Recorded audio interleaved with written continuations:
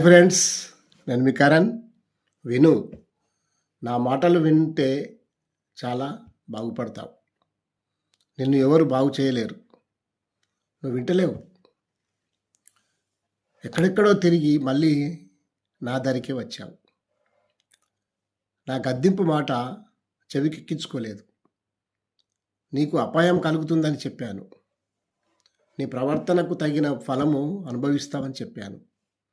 జ్ఞానాన్ని పెంచుకోమని చెప్పాను. చెబితే వింటలేవు. చెడు మార్గంన వెళ్తున్నావు. తెలివి నీకు మనోహరంగాను, బుద్ధి నిన్ను కాపాడుతూ, వివేచన కావలి కాస్తుంది. దుష్ట మార్గం నుంచి నిన్ను తప్పిస్తుంది. గుర్తుంచుకో. జారస్త్రీ మాటలు వంకరగా ఉంటాయి. మృదువుగా మాట్లాడి బుట్టలో వేసుకుంటారు. అటువంటి స్త్రీ దరికి వెళ్ళకు. ప్రియుణ్ణి విడిచి ఇంకో ప్రియుణ్ణి వెతుక్కుంటుంది.